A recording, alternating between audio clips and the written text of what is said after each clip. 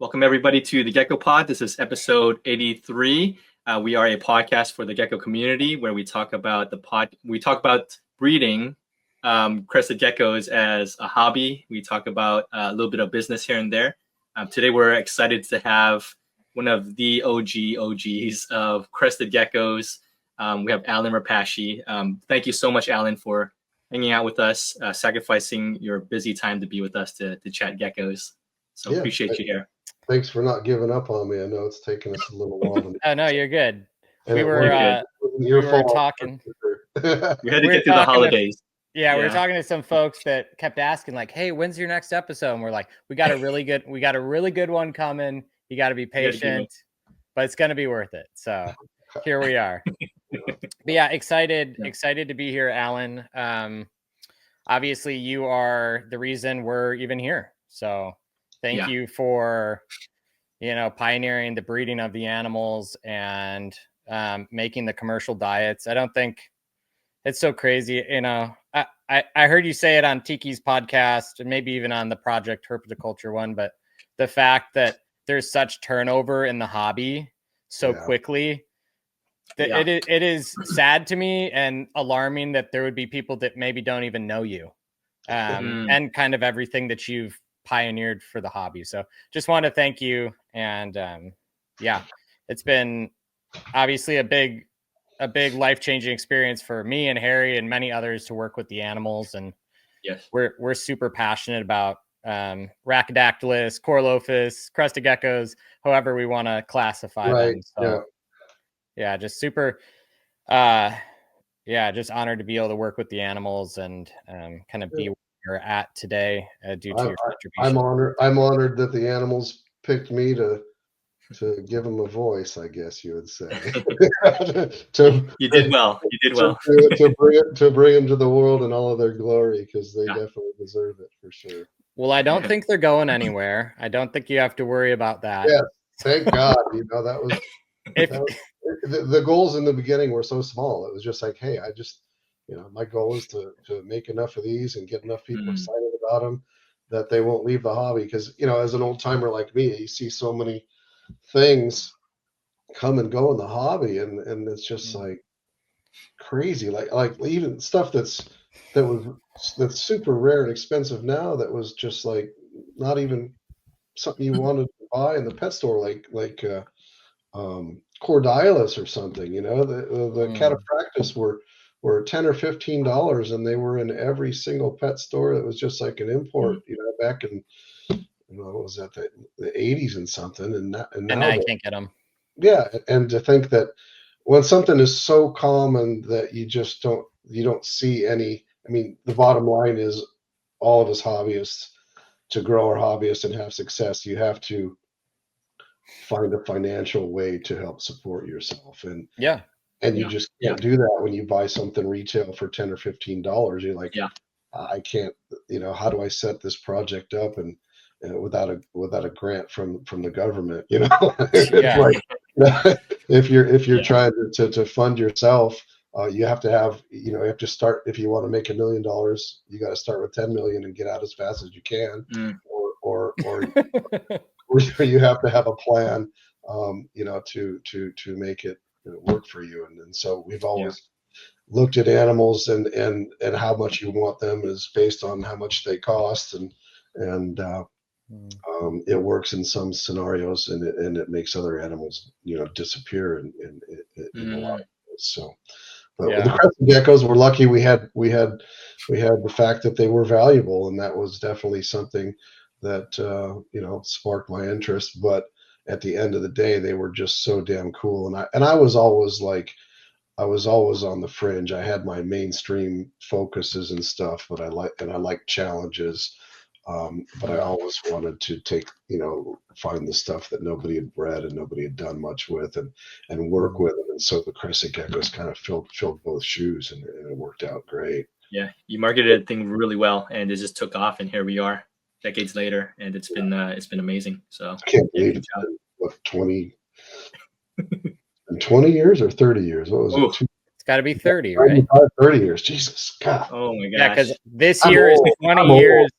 This year is 20 years for me, And I know that it was far before then. So yeah, so there's the symposium that we did in Tinley was almost 20 years ago. That's crazy. yeah, that was the second year of being in the hobby for me, but I lived in the Chicago suburbs, so I was able to go to the symposium. Oh, I didn't realize you were there. Oh, that's cool. I was there as a kid, so wow, that's as awesome. a young kid. So I don't know if you I still got my shirt. Do you really? Yeah, I've got a couple, but they're not looking too good. No, mine's like all dry rotted, and it's like yeah, a size small. I got to a point of wearing it all the time. I'm like, I probably ought to tuck what's left of this thing away and tell them to put it on my casket or something. The funniest thing, Alan, I was actually at a Repticon show, a small reptile show down here, and Julie Bergman was there. And she had a box of symposium shirts, like new in the box last year. So I bought another one. Yeah. Holy mackerel. I think I remember she bought like what I had left or something. And she had like, I don't know, maybe like 8 or 10 of them. And I was like, what are the odds that you have a 20-year-old t-shirt new for sale? There's no moth-bitten holes in it. No. So I bought a new one, so I've got a fresh one. That's funny. Yeah, Julie's one of the OG gecko people, that's for sure. Yeah, she lives about 20 minutes from me. My memories of my interest in geckos don't exist without her in them somewhere. So that says a lot. Yeah. Yeah, it's so cool. Back in the Global Gecko Association, the GGA, I guess it was, and yeah. Well, there used to be a talk at Daytona or Orlando, even, I guess. Gecko talk in correlation with that show for a lot of years and stuff. Yeah. Yep, she's been around a long time. So where I wanted to start, Alan, I wanted to start kind of in the topic of diet, commercial diet, and the foods. And from listening to some of your other podcasts you've done recently, I wanted to kind of ask some questions that hopefully can fill in some gaps of questions I had from listening to those episodes. All right. Personally, and just try to kind of help maybe balance out that conversation a little bit. So something that I was interested in, I know you talked about this a little bit, but I wanted to dig a little bit more on this topic, was when the initial development of the diet was done, you talked about how you drew inspiration from avian or birds from like kind of a starting point in making the diet. Yeah, and I had read comparative nutrition is like what you call it. Yeah. And then I know I had seen gut content studies of gargoyle geckos. I cannot remember the study that was done. It was a German fellow, right, that had done the gargoyle gecko gut content study.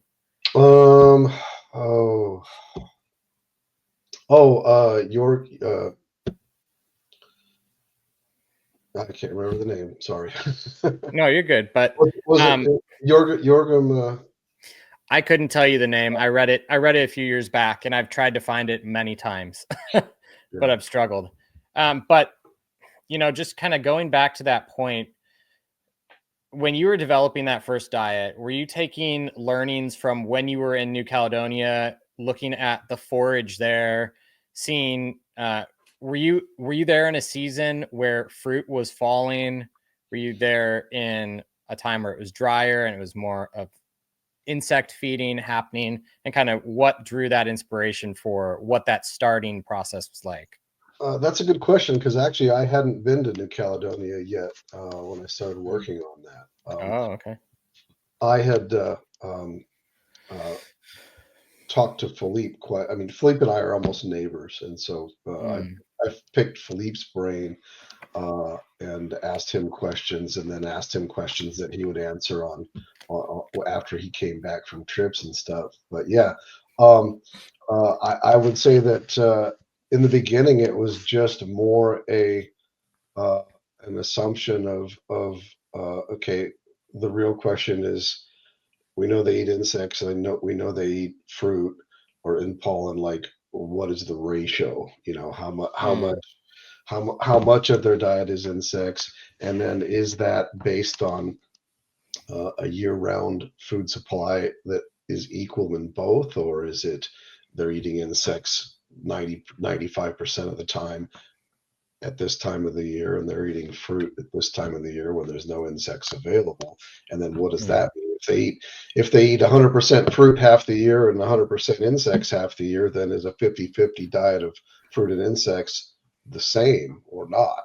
Because if you add it all up and divide it by 2, you get the same answer, but you've got 2 completely different situations, and you've got 2 different you have a digestive system that has to be able to process get nutrients from just fruit or from just insects if they're not mixing it as they go. So those are all things that we pretty much I made the assumption that they're able to eat fruit and insects fairly equally, which is probably not super accurate, but just basing them on, okay, let's just get a balanced diet of insect type ingredients and fruit type ingredients, and come up with something instead of something that's 40 or 45% protein, something that has more carbohydrates and about half the protein, and start with that. And pretty early on, it was pretty obvious that protein levels. I really kind of focused on the range of 15% protein on the low end to about 30% protein on the high end, and did feeding trials, raising animals up on different levels of protein, and to a lesser degree of fatty acids as well. But I started with protein as my number one thing and said, well, are they doing okay on 15%? Are they doing okay on 30%? In the end, I saw more problems with lower protein, and as the protein got higher, up above 20%, I didn't see much difference. So I focused on the range of 20 to 25%. Okay. And that also in order to make it appetizing to the geckos, it needed to be sweet. So it was like, well, the sweeter I want to make it, I have a certain amount of space in my formula. If I want a lot of sweets, I got to take out a lot of other things. And so it's like, okay, well, it's important to have the protein, but we want to have it sweet enough that they eat it. So it was kind of a balancing act, and in the middle laid that range of 20 to 25%.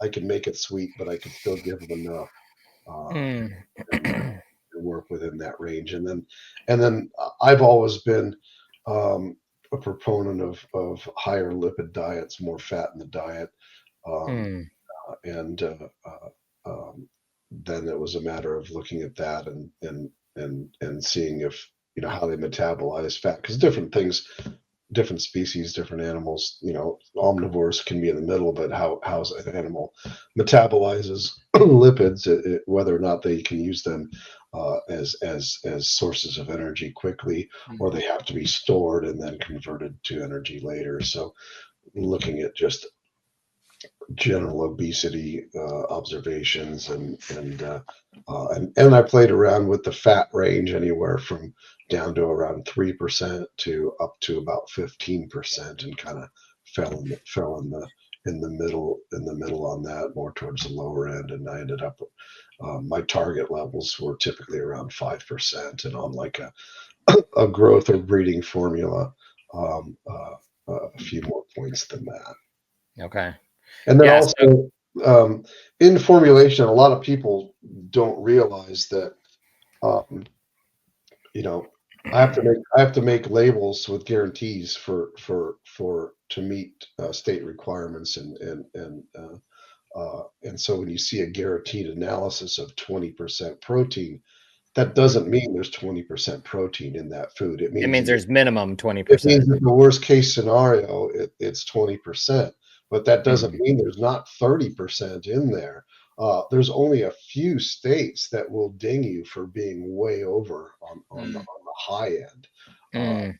So most of my, like, if you look at a lot of my formulas, they all say 20%, but some of them are average 22, some of them average 24, 25, even 26. Usually if I get over 25, I'll bump the analysis up.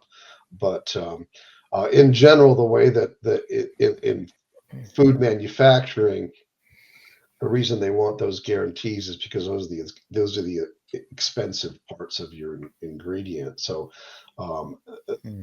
people will cheat on cost by reducing the amount of protein, or like an example of China, what happened, I don't know if you guys, I don't know how long it was ago, but it's probably 20 years ago, but the Chinese were making a lot of dog and cat food. I think it was dog food particularly, and they figured out that melamine, like the wood product, analyzes as a protein, so they started putting melamine in dog food. Wow. To meet the protein guarantees, and and all kinds of shit happened when they finally figured it out. And a big thing on checking for melamine in pet food and all this stuff. So there's always people that will try to cheat and do stuff like that. And so a lot of these guarantees and rules and regulations are to force people to keep the quality high,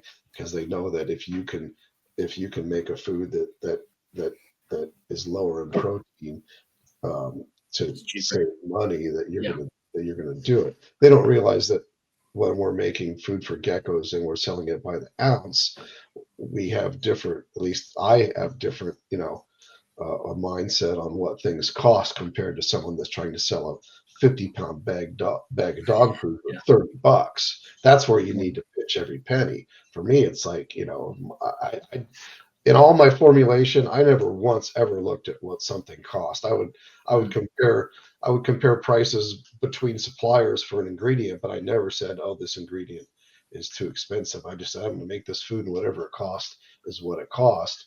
And so my food was always expensive, and it was a complete left turn from what everyone else had been doing. Even in the specialty food sector, it was still, I mean, like fish foods are a classic example. I mean, you look at fish food, and the first three ingredients are like wheat, soy, corn, and it's like, well, how many fish eat that stuff, And you get to fish, and it's the fourth fish meal or the protein sources, and they're the fourth ingredient down the line, and it's like, well, and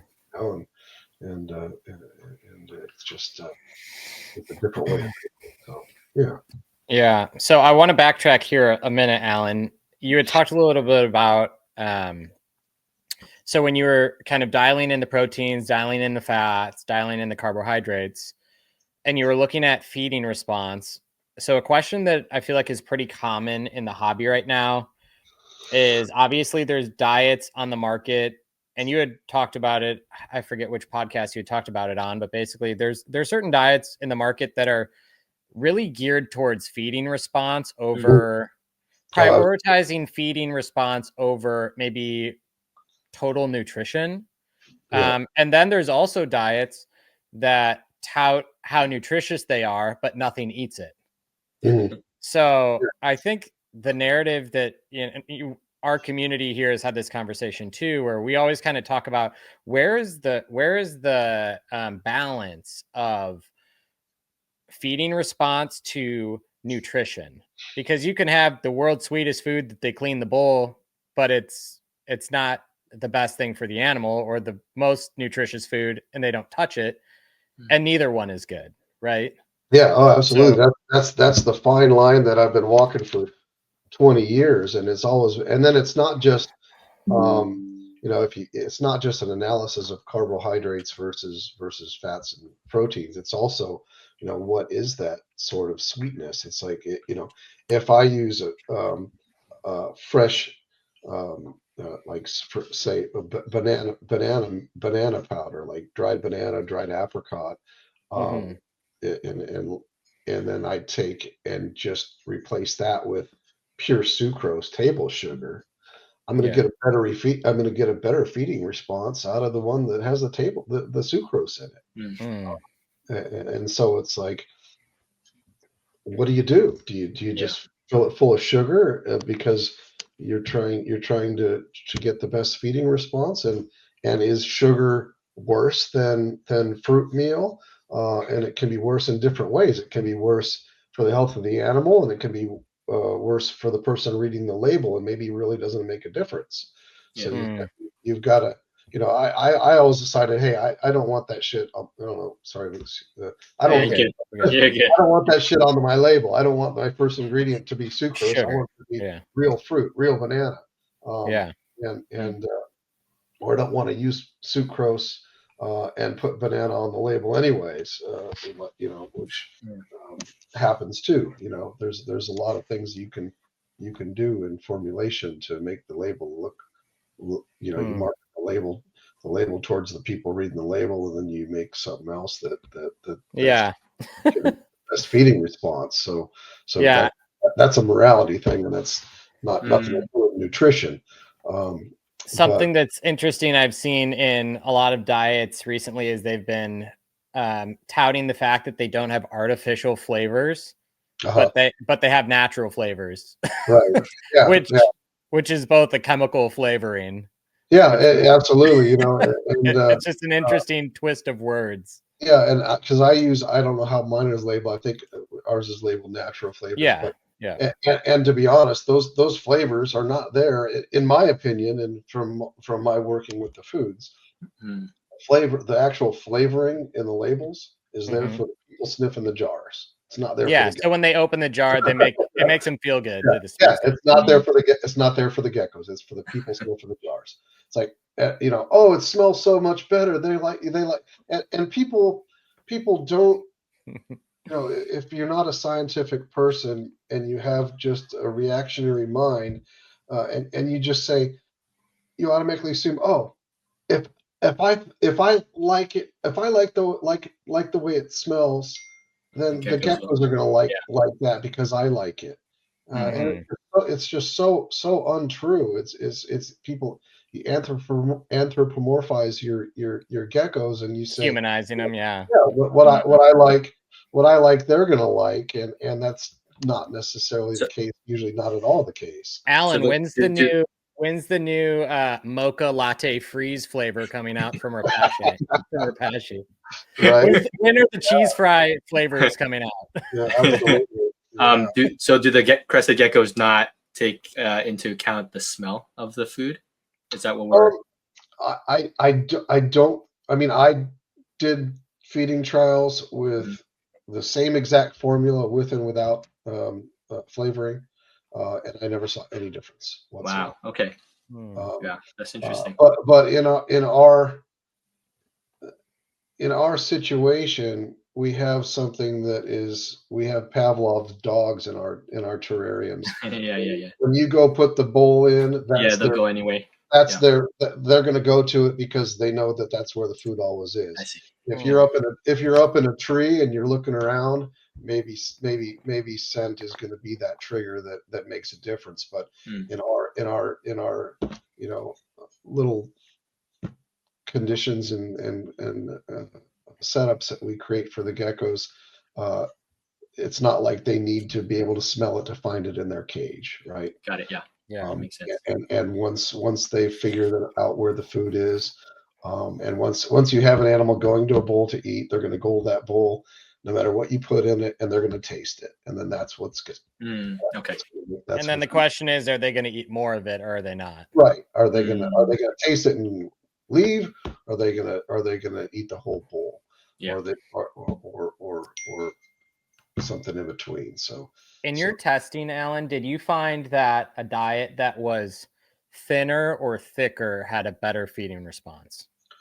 In honesty, my experience is that I tried to make the food as thin as possible without separation, because if you put too much water in, then your stuff starts to layer, and you end up with kind of an oily cream on the top and some soft stuff in the middle and the chunks at the bottom. So you need to have enough viscosity for good emulsion. Yeah, the word is escaping me, but for good to keep the mixture in suspension. That's the word. Okay. So you need enough viscosity to have a good suspension, and the finer that you can get it, the better. Because also, depending on how much heat you have and stuff, you could put in something that is medium thin, and then it thickens up pretty quick as it gets a little bit of evaporation, or as the temperature changes, or when you're using real fruit powders and stuff. You have things like pectins, and you have other properties, mechanical properties thickening in your ingredients that if you mix it and wait 15 minutes and you've got a good mixture, guess what? That stuff is still changing for another couple of hours. So what you mix, to the viscosity that's nice and pourable for you, 3 hours later, it might be pretty thick. It usually goes thicker, not thinner. In my experience. So I mix it as thin as I can, and then I just look at, like, when I go collect the bowls the next morning. If I see it looks like there's separation happening, then I'll adjust. But that's my goal. Okay, so you had talked about the finer the better. It's always something that I've wanted to ask, and maybe it was just, my memory being poor. I always used to think that the diet was grainier or thicker in the past. Has it continually gotten thinner over time as finer ingredients have been available, or has it always been as fine? Are you speaking just of my foods or all foods in general? I would say your food. Okay. Yes. That's so. The mechanics and the science of food has changed a lot in the last 20 years, and yes, I've picked out the ingredients I want to use, and when people ask me what have you changed, I've been able to get the same ingredient but in a finer grind, like and so I've tried as hard as I can to get finer grinds and mixes of the same ingredients that I've been using. Like one of my grainiest ingredients right now, for example, is the black soldier fly larva. And getting it ground super fine is problematic. The higher fat content something has, the harder it is to get it into a fine powder.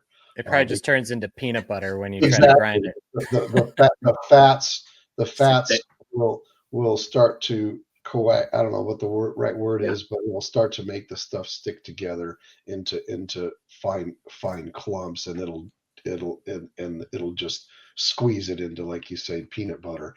And in most ingredients, that's somewhere around the 8 to 10% fat is kind of where that limit is. Like, if I could use pure black soldier fly larva, I probably wouldn't, but if I was using pure ground black soldier fly larva, it would be 30% fat.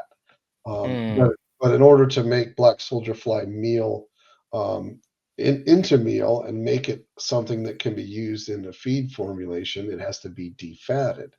So it has to be basically squeezed out. Yeah, so there's a lot of different ways to do oil extraction.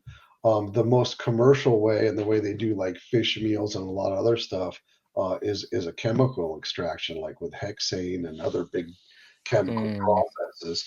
That's one of the things when I originally was working with the guy who made the very first black soldier fly larva meal, Glenn Courtwright. He was trying to come up with a commercial product, and he's got this product that's just, to me, the greenest product ever. You can take, vegetable and food waste and convert it into something that's a good source of protein and fat, and super. It's a green product. You're not taking any big animals and making food out of them. Even the most extreme activists aren't going to complain about people making high protein products out of insects. And in fish food, we have a lot of pressure on the fishing industry, because they harvest lots and lots of anchovies and other small fish from feed fish. It's like if you want to go buy a farm raised salmon, Guess what? A pound of salmon that you buy in the store means they had to go out and catch 3 pounds of anchovies or smelt or something else. So the conversion ratio is you know, if we were worried about the best way to live with our environment, we'd be eating the smaller fish that the salmon are eating. But we like the taste of salmon, so we go out and catch 3 pounds of junk fish in order to make a pound of fish that tastes good to us. So anyway, I was on a tangent there, and I we were talking about the oil extraction. You're talking about how ingredients suspend thinness. Graininess. Granulation. Yeah. So I was talking about the levels. 8 to 10% is kind of that line between making a product that can be ground and not. So anyway,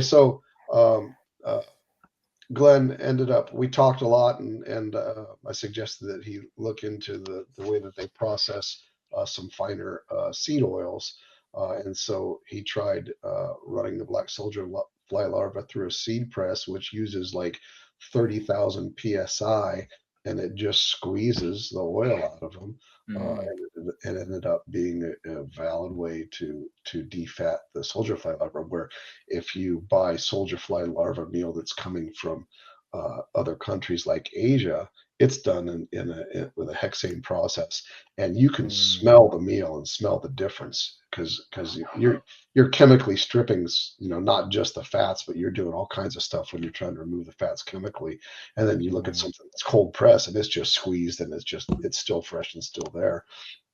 And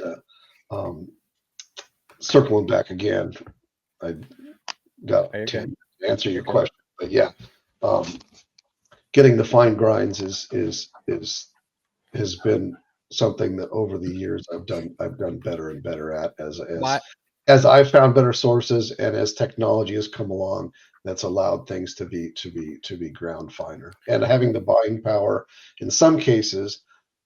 Just as my business has grown, I've developed the buying power to say, hey, this 50 mesh product you're selling me isn't good enough. I want it finer. And they're like, well, if you order, 26 pallets of it, we'll do whatever you want. So that's how kind of at least my foods have become finer and finer.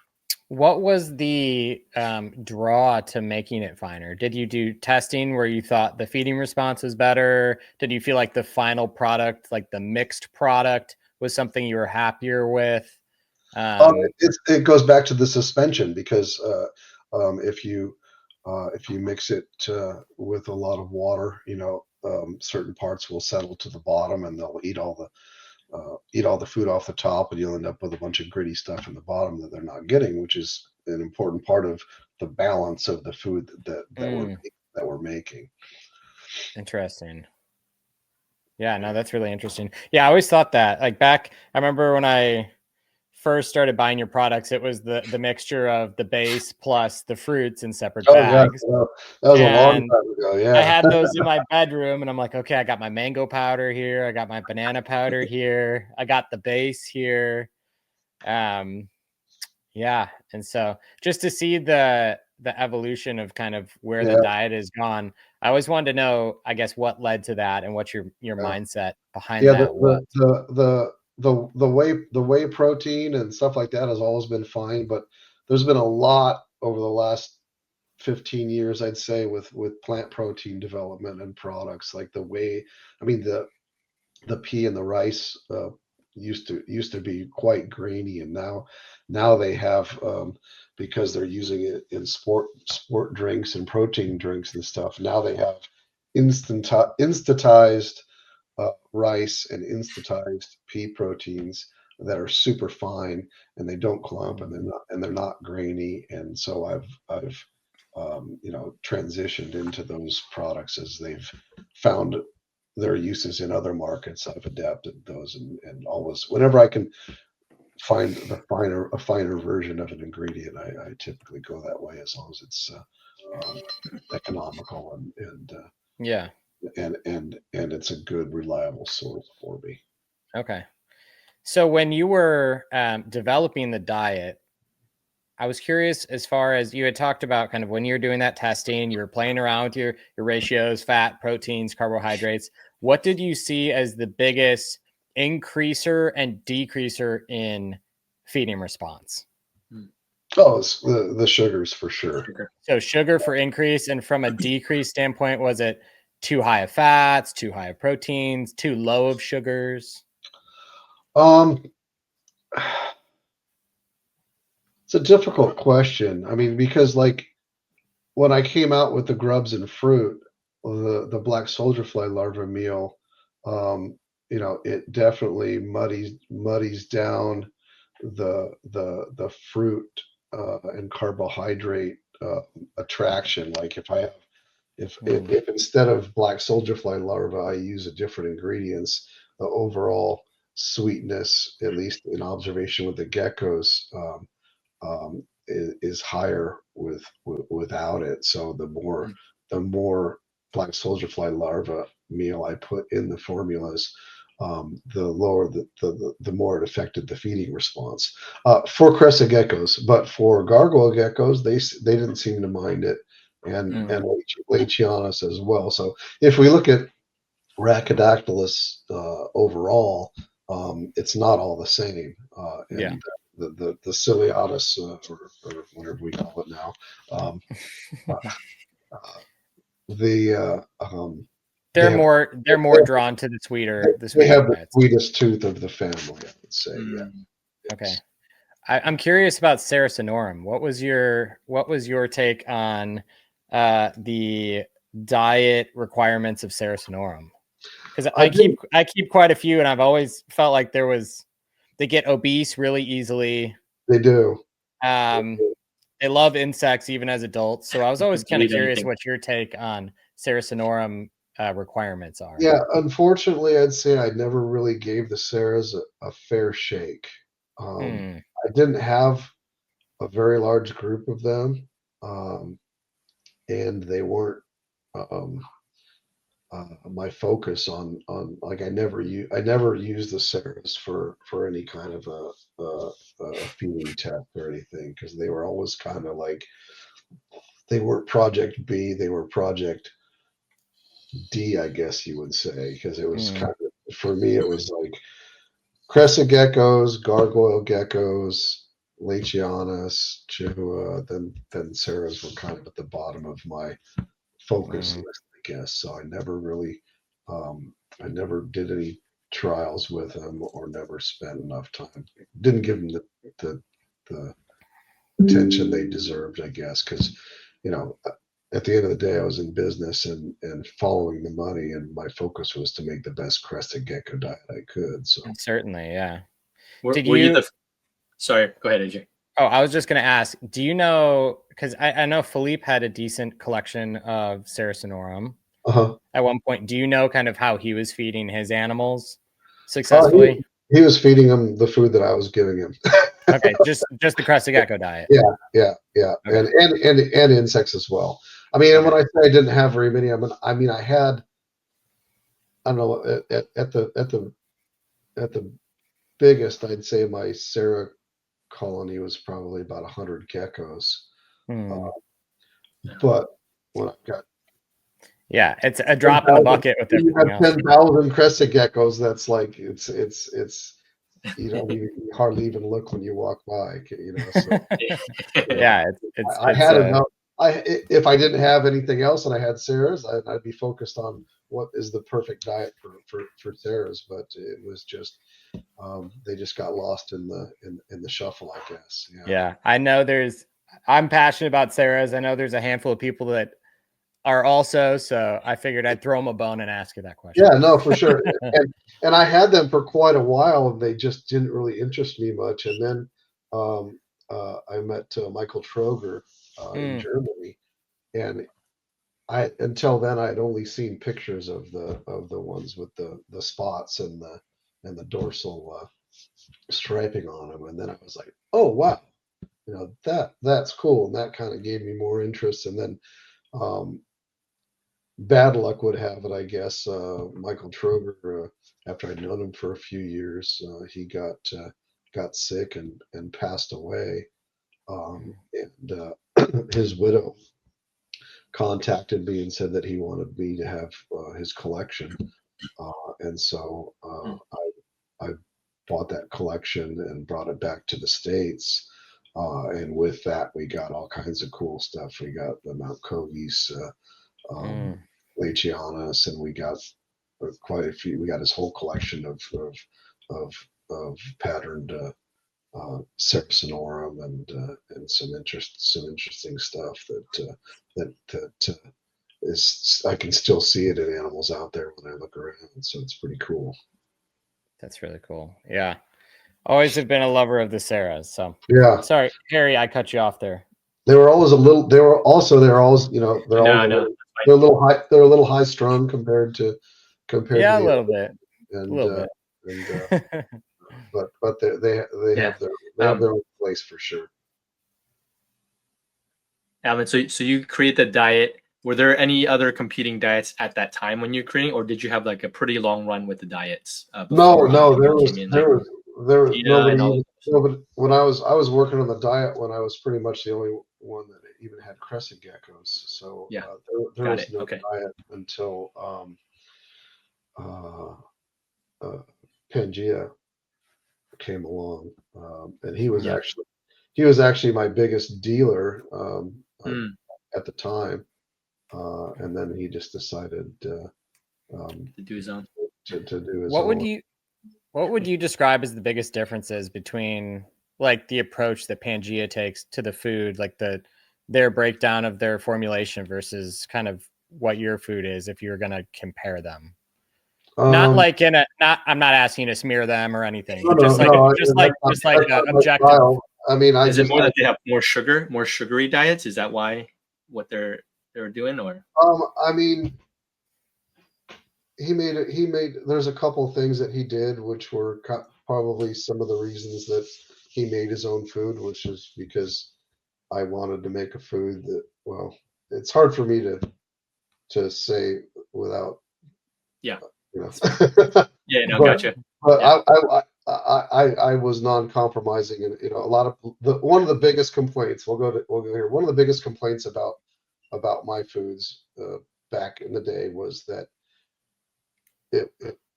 people wanted it to last a week in the fucking cage. So preservatives, basically. Yeah.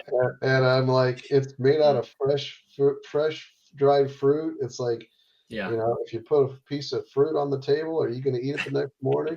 Or a protein smoothie with a bunch of whey protein in it. I'm like, I could make it last longer, but that's not part of my thing. So and it wasn't as sweet, and it was still a little bit on the grainy side because I was a stickler about the different ingredients that I was using, and so he kind of just went around and changed some of those things so that it was more marketable than mine, I guess, and then he started sending samples out to all my customers that he was selling my food to, and the rest is history. Yeah, I mean, I remember I was on the Pangea forums when the food came out. So I remember kind of just kind of the wave of kind of how it came out, and that was kind of around the time there was the diet switch when you made 2.0 to 3.0, right? Okay. Was that kind of around the same time from my memory? I'm not sure. It could have been. I can't remember what year. What year did he start making his foods? Do you know? I couldn't tell you. Maybe it was like, I'm gonna guess. Maybe it was like 2008, 2009. Would it have been that early? It could have been around then. Maybe a little bit later. Maybe around 2010.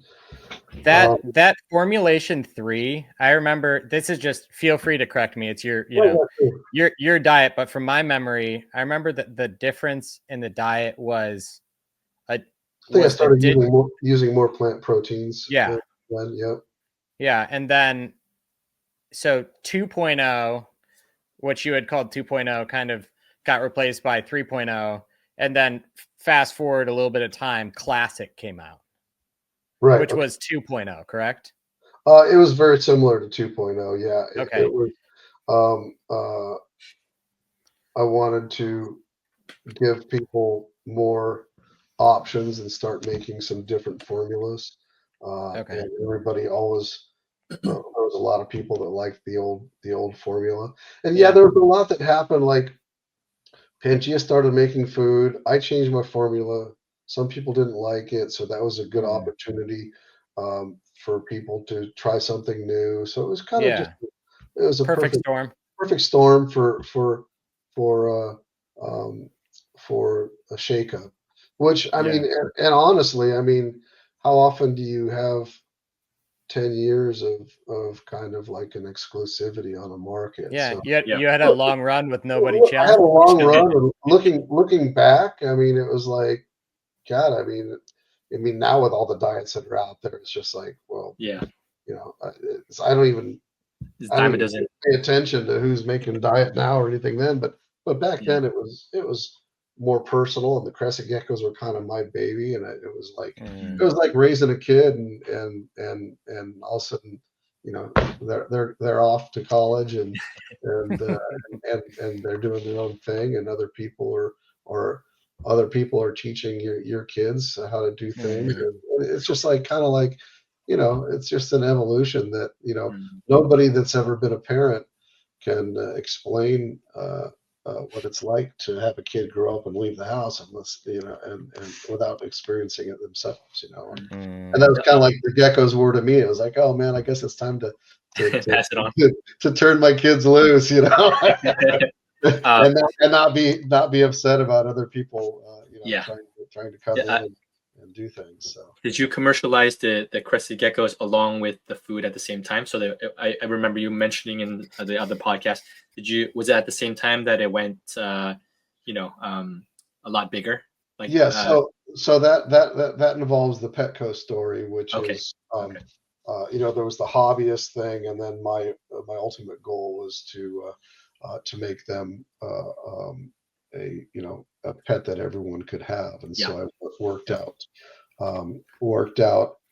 a contract with Petco, because I wouldn't have set up the numbers of geckos that I had set up if it wasn't for the commitment from Petco to give me a market for them, right? So it was like, okay, so if you you know, we looked at the numbers of leopard geckos and other things, and they're like, well, we could probably sell 500 of these a week right now, and this was when Petco was half the size that they became, so it was like kind of, well, if you guys are going to make a commitment to me to buy this many animals, then let's take this food and put that on the shelf. So it was like, I don't want to just sell you the animals. We're going to do this. We're going to do this so that when we release the animals in Petco, we're going to have the food on the shelves sitting right next to the cage, so they can buy their gecko and they can buy their food.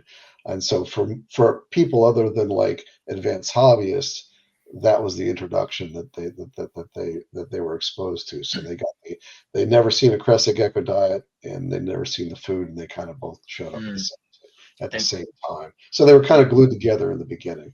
Got it. And just curious, when you kind of released the geckos with to Petco and other, I don't know if you had other channels, how many Cresteds were you breeding at that time? How many were you how many were being bred in the sense that, you know, you're selling? Yeah, so I think our original projections were that we would turn on the SKUs and do the release when I could provide them 500 geckos a week. Okay, got it. Yeah. And then over time, it more than doubled. It was probably 13 or 1400 geckos a week by the time. That's incredible. Yeah.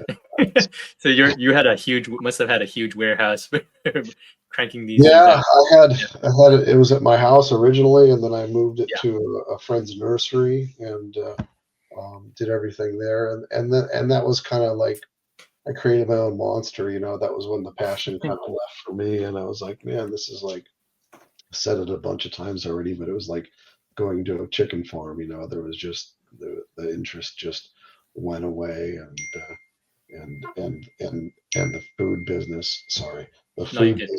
the food business started growing.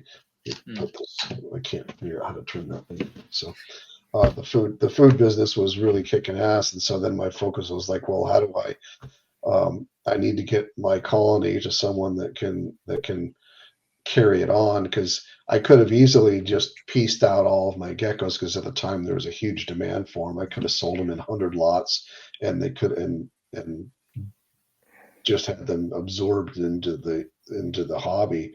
But then that commercial supply would have just been smashed, and Petco would have been really pissed. So I told Petco, I said, look, here's kind of the direction that I'm going, and I think the best thing for us to do would be to find someone that can take this colony intact and continue working with you.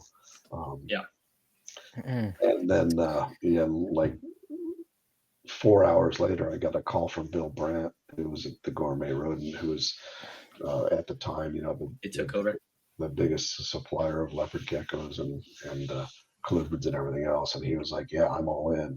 Let's just work it out. And so they're down in Florida, correct? We worked it out. Yes. Yeah. And then how was transporting that many animals to Florida? How'd you do that? It was crazy. We did we shipped them just because of the risk involved. I think we shipped about 1,000 geckos at a time, and did it over about a 2-month period. So he had to not only get the animals, but he had to accommodate them and get set up for caging. He came out, and I believe I sent him a whole truckload of semi truck full of cages as well. Wow. And so we did it. We didn't rush ourselves. We took our time, and I don't think we lost any geckos in that whole process. And he also took a couple of thousand gargoyle geckos as well. So he took my gargoyles and my crested geckos, because I was working on getting the gargoyle geckos into more of a hobbyist, not hobbyist, but more of a pet type of level. But were you trying to get that skewed up at Petco as well? Yeah, it was already skewed up, and it could be. They had it skewed up, and it was a special order store item. Okay. I was still selling like less than 100 a week, but there were certain stores that had hobbyists in their departments, knew about them, and were selling quite a bit of them just through a small number of stores where they had people that even knew about them. By the end of you selling Crested Geckos to Petco, had you gotten the SKU split where you had like a fancy and a normal? No, or was it just one? They were all the same. Yeah. Okay. I know they do that on other things. So. Yeah, they have that now. I was setting aside, or having my manager set aside the nicer stuff, and I was selling 50 lots and 100 lot geckos to other breeders that were selling them as their geckos. So I won't go any deeper into that, but yeah, I supplied a lot of breeders with higher end animals that they resold on the retail market. And it worked out good for everybody. So I got a little more for them, and they got I think the motivation of a lot of the people that buy 100 lots is that they're not just buying them to flip them. They're buying them because they want to get 100 geckos, and they want to pick out the 5 that they want, and then sell the rest, and then do it again and build their collection into something. Yep. Pretty I did that. I did that from you back in the day. Yeah. So it's a good way for someone to really build a really kick-ass collection of geckos by just culling the 100 lots until you've got your own 100 that came from 1,000. Yeah. Alan, really quick, I want to jump back to diets just for one more minute here. When when it comes to I supplementation, keep looking at you, so I'm not looking at the camera because of the way my. oh no, you're good. When it comes to supplementation, are there benefits to or downsides to supplementing things to your food? Maybe like bee pollen or honey, adding a banana. Like a lot of people kind of add little things here and there, adding extra calcium. What is from your take? Is that more helpful, less helpful? My take is that the food out of the box is 100% balanced. Okay. So anything that you do in moderation, it's not a big deal. But if you really start saying, I'm going to add 10% of this all the time, I don't think that's good because you're unless you're looking at the ratios and, if you're adding an equal blend of balanced, fats, proteins, and carbohydrates, then it might be all right. But if you're adding, and some people don't realize how much of, it's like, oh, I'm going to add just a squeeze of honey. Well, a squeeze of honey might be as big as the amount of food that they're putting in there. So the risk to mess things up is fairly high for not a lot of benefit. I think adding pureed fresh fruits is great, but it just needs to be done within limitations. Calcium, it can be more bad than good in general. If you add, and a lot of it is because, if you take, for instance, the amount of calcium in a diet, plus or minus, the target goal is usually around 2%. And so if you want to bump the calcium, if I have 100 grams of food, if you just put 1 gram in that 100 grams, you're increasing the amount of calcium by 50%. You put 2 grams in, you're doubling the amount of calcium. Well, if you look at a 2 gram pile of calcium next to a 100 gram pile of food, it doesn't look like much, and I think people put in a lot more than that. And you can quickly get to a point where people say that you can never put too much calcium in a food, and that's absolutely wrong, because calcium can affect the intestine's ability to absorb nutrients. It can block the absorption of fat soluble vitamins. It's kind of like cakes the intestine. So one typical thing that you'll see with over supplementation of calcium is you'll start to see vitamin A deficiency, and you'll start seeing eye problems. There's a real well-known thing that happened to a well-known commercial leopard gecko breeder 20 years ago that I learned a lot from, and he was having horrible vitamin A problems with his leopard gecko colony, which were metastasized by shedding problems and vision problems. And he worked with the veterinarian that I was working with, and they figured out that he was using the old school calcium free supply of calcium in a dish in the leopard gecko cages, so the leopard geckos could lick the calcium whenever they wanted to, and thought that they would just regulate themselves, but they were ingesting so much calcium that the animals were suffering from vitamin A, and to a lesser degree vitamin D, hypovitamintosis, because the calcium was blocking the absorption of fat soluble vitamins. Wow, interesting.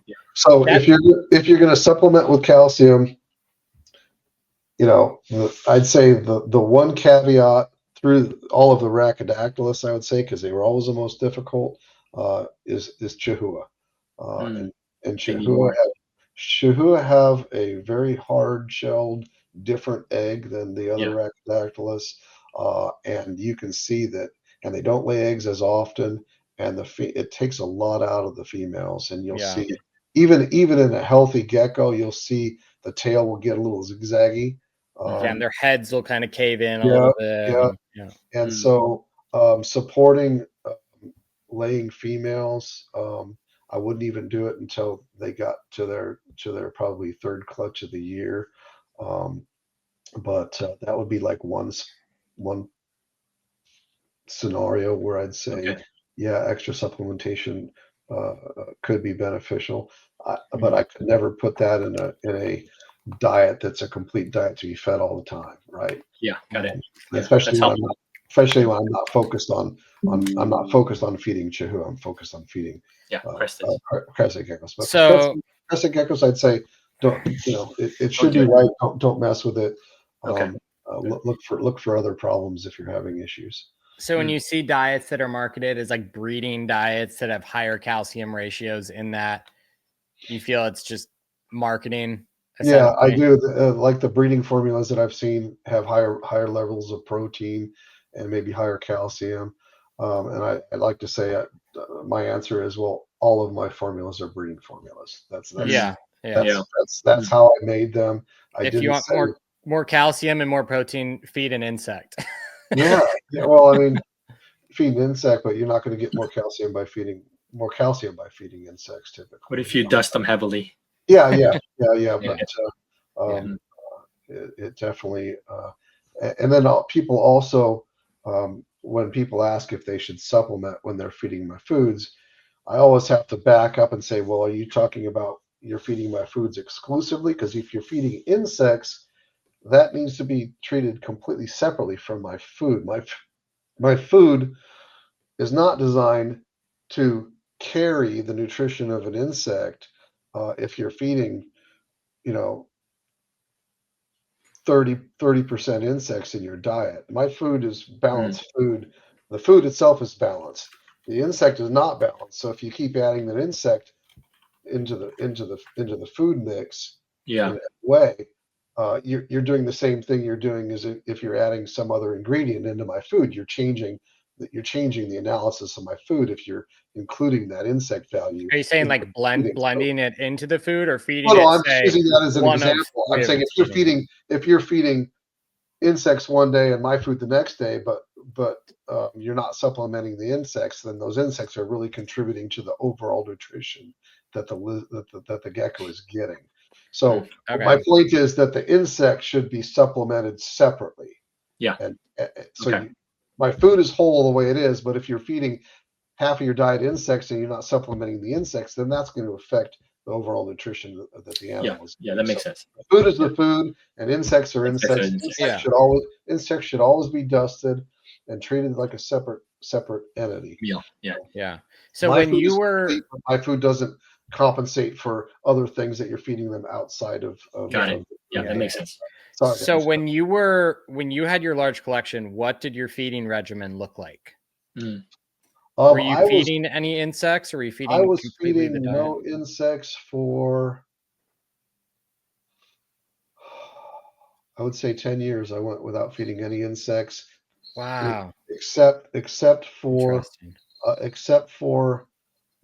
certain times of the year when I would feed baby geckos in the first 4 to 6 weeks. I would give them insects, and that was.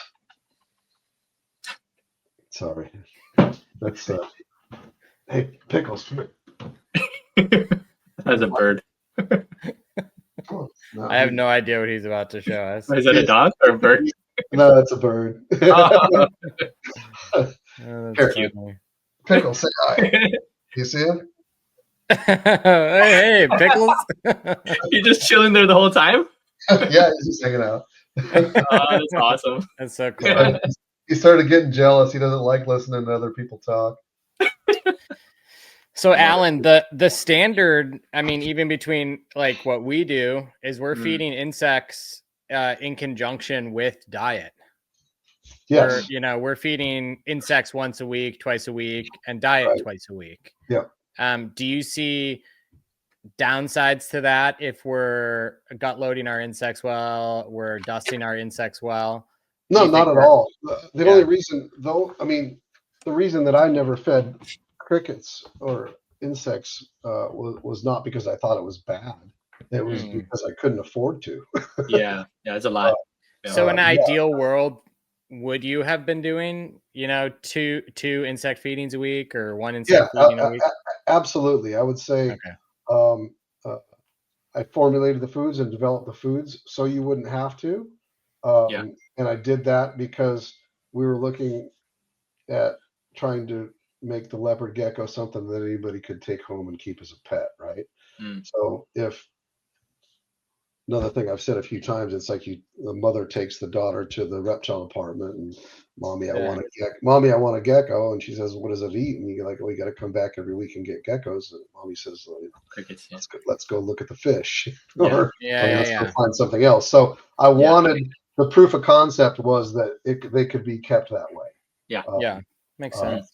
But for a hobbyist that is dedicated to their animals and give them everything that they can and make everything as natural as they can for them, I would say yes, feed insects and supplement those insects at every feeding if you're using like my calcium plus, if you're doing something else, but treat the insects, make sure you're gut loading them, make sure you're dusting them properly.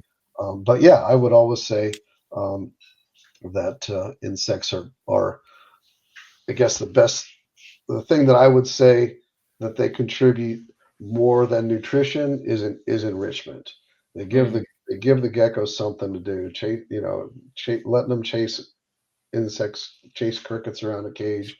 It's exercise. It's mentally stimulating. I mean, our animals are getting bored to death sitting there just eating out of them. Right? Is it do you feel like geckos can grow too quickly if they're fed too much, too many crickets? Is there a balance? As long as they're getting a good balance, no, I don't think they can grow too quickly as long as they're getting the right diet. They can grow too quickly if you're feeding them super high carbohydrate sugar diets, and they'll grow fast and look great, and then they fall apart as soon as you start laying eggs. So that's the difference. But and part of that is age too, right? Because you can get a female gecko to breeding size, in 9 months if you want to. Right. But like you said, you breed them and they'll just fall apart. Yeah. Yeah, exactly. So it's not just weight. That used to be kind of the standard you remember it used to be 35 grams and then it was 40 grams. That was 40. Gosh.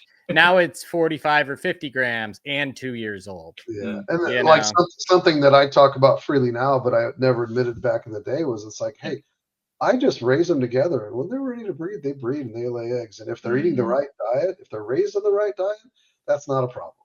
If you're trying to grow them really fast, and you're keeping your males and females separate, and then you put them together and they breed at a young age and they crash, well, then that's because you didn't raise them properly. That's my book. But that was one of the benchmarks of my diet was that I could raise them on it, and when they're ready to breed, they'll breed and they'll be able to sustain that and not crash. But they might not. But I might be breeding them at I don't know what it is. Maybe it's 9 months. Maybe it's 12 months. Maybe it's 15. But I just left it up for the geckos to decide, and I always raised them in groups, and then by the time they were sexable, I had them set up in groups of one. Usually I would raise them up in groups in larger cages. In groups, I'd split them down to about 2 or 3 males and 5 to 10 females. And then as soon as they got to a size where the males started arguing with each other, which usually by around 6 months, I would have them separated into one male and 3 to 5 female groups. Okay, I'm curious. Something that we had kind of slated as a question was to talk to you about co-housing, because I think that's when we talk about humanizing the animals, like when we were talking about the diet and the smell of the diet, I think sometimes in how we keep the animals, there's this narrative that is generally every animal has to be kept alone. One animal to a cage. It needs a very large cage. The male, you put him in for one day, you pull him out. That's kind of become, I would say, the most common way that the animals are kept in the hobby. And we're just kind of curious on your take on, obviously, in many other species, other than maybe Leachianus are typically kept singly or as pairs. But in most other species that we keep, that's not the case, especially in geckos. Yeah, I would say that, you know, I guess I would have to ask you the question would be like, is this because people are really trying to keep track of the lineages and it's part the lines that they're producing, and they want to make sure that they're that's a piece introduction that they breed when they want them to breed, and they breed the animals that they want to breed. I think so. It's probably partially that. It's partially that people want to be able to track lineage and track information, and then it's also an ethical conversation where they would say that it is unethical to keep them together or keep them in groups or even raise offspring in groups.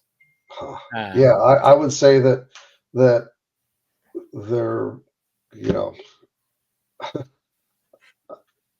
I have no filter, you guys. So you can say it. Go ahead, Alan. Just say what you need to say. Say what you're free to say. Whatever. You won't offend us. You might offend people in the but then people that are offended can comment on the video, and then more people will see the video. So it's okay. I'll try to be. I'm like, I'm about to say something, and I bite my tongue. It's like, no, don't say it. I would say that rather than, you know, worrying about the ethics of whether animals should breed at a certain age or whatever they're worried about, that the only thing that to me makes sense to be concerned about is animal stress, right? If I'm keeping animals together and creating a stressful situation for those animals, if a male is just, you know, and that's another thing too, is if you don't raise animals together, then you get more stress when you introduce them. Because they're not used to being around other animals. Yeah, I mean, you have a male that's been pent up alone in a cage for a year, and you put him in with a female. It's like rape, you know. I mean, he's like, oh my god, this is my chance. Where if you raise animals together, in my opinion, it creates a more conducive and social environment for the animals, and unless there's even in our geckos, we have individuals, right, that have different personalities, and you have certain introductions, or you have certain animals that raise up together and they don't get along, and you create a stressful environment, then that's your duty to because in all essence, we are playing God when we're controlling where they live and who they live with, and every single facet of their existence.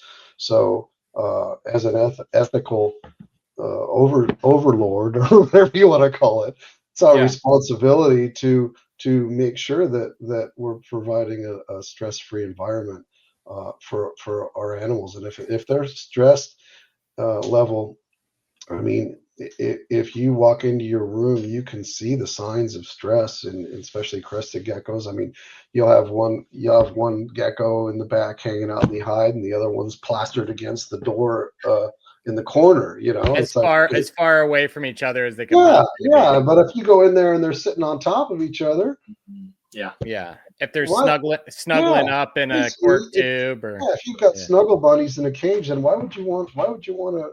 You're causing more stress by removing them from that situation than leaving it alone. So, I think that it's silly not to just worry about anything other than am I creating a stressful environment? I think that's a good balanced narrative where it's, are we creating stress or not? Yeah. I think that's a good way to think about it. Yeah, and some animals need to be kept alone.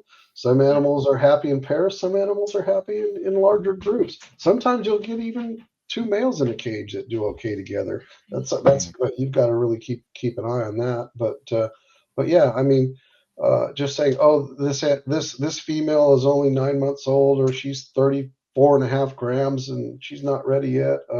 My experience has been that the best thing for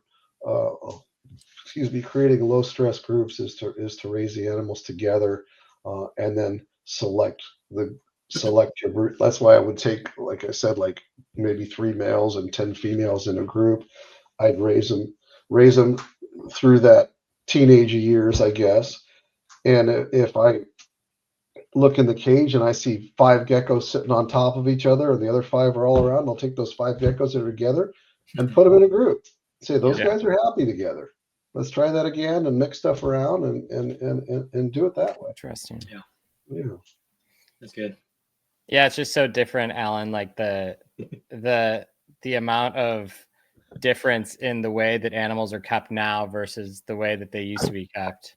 Yeah, and the thing is like I haven't really been paying attention to in the last 10 years to how the breeding and the ethics of breeding has evolved. So I'm pretty old school. So I apologize. But it's good. It's good to hear. I think it's good to hear the balanced opinion where you hear, like, on this hand, kind of what people used to do and what people do now, and maybe the balance is in the middle. I don't know. Yeah. Or maybe it's skewed one way a little bit more than the other. So. Yeah. I mean, I can see that, like, if you have a line breeding project or a trait that you're trying to develop, which is awesome, then you want to, and you don't know who you want to breed to who, then you've got to raise those animals up individually to make sure they're not breeding before you want them to with who you want them to. So you've got to raise them individually to do that. You basically need 6 sacred virgins, right? To put with your male. And so you can't raise them with anything that even you've always got geckos when you're raising, you'll have one that's maybe 6 months old that's actually a male and he just hasn't dropped yet, and so they can infiltrate your genetics and stuff. So yeah, if you have a specific trait or project, I can understand people raising animals individually, so that they know that the breeding that they want is the animals that they're raising and stuff.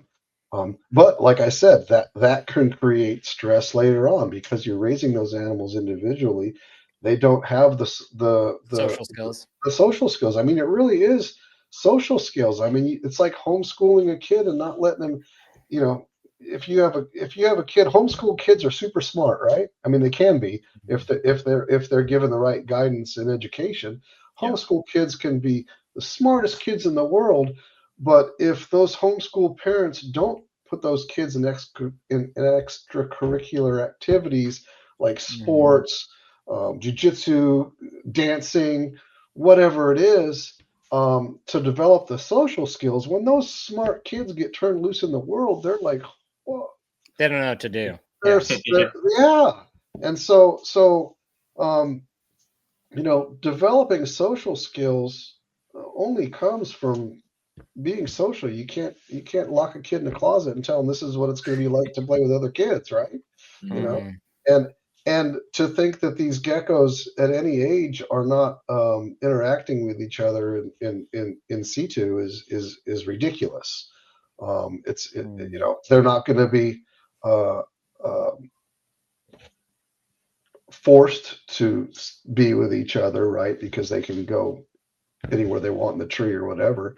But even personally, I found auriculatus together in hides under. They would sit under some big leaves. Like during the day, you'd pull back a leaf, and there'd be a gecko or 2 geckos sitting together under it. They are together. Even Lechianus on I think it was on Bayonnaise. I'm pretty sure it was Bayonnaise. There was a spot that we went, and there was 10 Lechianus on the same tree, all barking and running around and socializing and courting and scrapping, and it's like they're the word solitary is maybe people need to relook at the definition of it, because it doesn't exist in nature. Yeah. I mean, there's animals that like feet, like certain big cats, and I mean animals that lone wolves. Lone wolves. They part of their mountain lions. Part of their instinct is to avoid other animals of their species. because usually it ends up in injury or death, right? But in my experience, rachdactylists are not that way. They don't avoid each other. They I wouldn't say that they're buddies, but they coexist, and I don't think that raising them individually benefits anyone but the breeder. That would be my synopsis of that, I guess. Yeah, that's great. Alan, you touched on line breeding, inbreeding. When you started out with the collection, obviously you had some of that going on. What do you see any negative effects as you were kind of mass producing some of these animals, and how did you combat that in terms of breaking up some of those groups? I would say that it was always in the back of my mind, and so I culled anything that wasn't, I mean, that's another thing too. It's like the ethics of culling animals, or what do you call culling? For me, culling was usually euthanizing. No, for me, it was usually surplusing if it was something that was still a pet quality animal. But if it was stargazing or it had a physical defect or anything that I thought was going to be detrimental to the future of the species in captivity, it was euthanized, and that's something that probably today is getting harder and harder for people to be okay with. So people end up, it's I just really like this gecko, so I'm just going to go ahead and breed it, and its offspring probably won't look like that or whatever. And its eyes are a little small, but it's okay. It's like, well, you're right. Its offspring might not look like that, but maybe its offspring's offspring look like that, and then also even myself, like with rachdactylists, they're so polymorphic that we can put blinders on, right? Because like, you have a picture of what you think is the perfect perfect crested gecko. You might have a perfect crested gecko in your mind. I have one in my mind, and they're probably three completely different looking animals. And so, if you focus on line breeding, what characteristics you like, and it could be color, it could be pattern, it could be structure, the structure, it could be the eyes, it could be the tail. I mean. And when you really know what you want and you're focused on it, you kind of stop noticing the other things, and so other characteristics might develop while you're focused on what you want that are not great, but you just ignore them because they're helping you get toward your goal of what you want. So we need. It's like you're looking past negative impacts of maybe. Or you could have blinders on to certain things because you're making progress in another area. In the direction that you want to go. Exactly. Oh, the geckos are getting a deeper red color, but their snouts are getting shorter. Yeah, but their crest disappeared or whatever. You know? And then they're like, oh well, I'll get the color I want, and then I'll breed. And then I'll go back. And then I'll go back and breed the structure back in. It's like, no, you gotta have a more panoramic view of what you're doing as you go, for sure. Oh wow, you got some old pictures up there. Huh? I think these are your pictures, Alan. You give them to Anthony. Anthony shared this with us. So it's on his website. Anthony's been great. I sent him all the old pictures I could find, and these are your original pictures. Archiving them for me and stuff, and I had a quick question before we move on, just about husbandry, Alan. What were when you were raising your animals, what were the temperatures and the humidity in your room? Let's see. Because a lot of people keep their stuff cooler than they probably should, which is why I'm asking you this question. I was going to say, things got warmer and warmer as I grew my colony and my understanding of the geckos. I started out in the high 70s and ended up with typically in the situation that I'm in, I'm creating an ambient temperature without any basking, because that's the way my colony was. Would I do it differently now? Probably. But for what I was doing then, the easiest and most economical way was to control the temperature and the humidity of the room. Of the whole room. No, I didn't have having basking sites and individual heat sources was just not an option for me back then. So, so as I learned and raised them, I came. My goal was 84 to 85 degree ambient temperature during the day, and then dropping them, and then just shutting everything off at night. During the summer, that they would get down into the mid 70s at night, and during the winter they would get down into the high 50s at night.